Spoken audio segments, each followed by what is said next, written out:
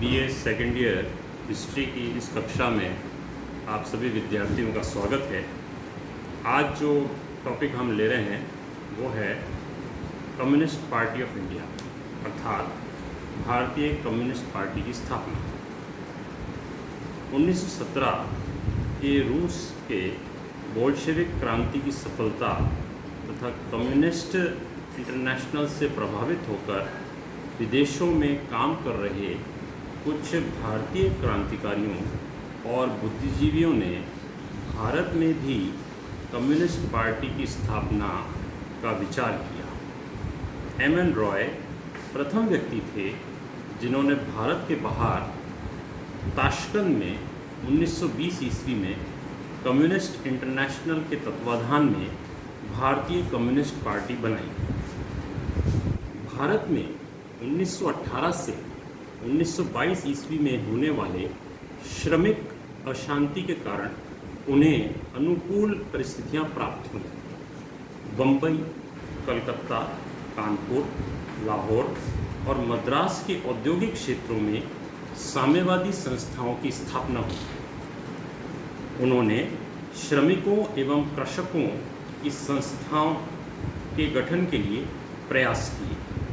साम्यवादी दल का उद्देश्य ये था कि भूमिपतियों, राजाओं, सरकारी पदाधिकारियों तथा सूदखोरों की संपत्ति तथा भूमि जब्त कर ली जाए और उसे परिश्रमी श्रमिकों को दिया जाए, उनके ऋण भी माफ़ किए जाएं।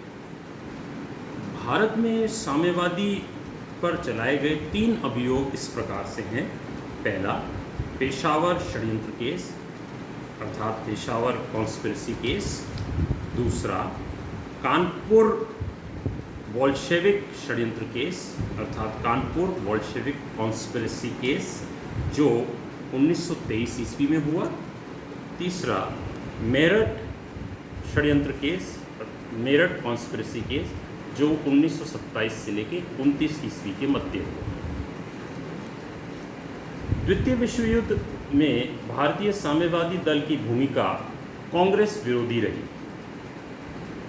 भारत छोड़ो आंदोलन के प्रति साम्यवादी दल की नीति, policy of communist party towards quit India movement, 8 अगस्त 1942 को अखिल भारतीय कांग्रेस समिति ने भारत छोड़ो आंदोलन प्रस्ताव पारित किया और अंग्रेज़ों से तुरंत भारत में अपना शासन समाप्त करने की अपील की।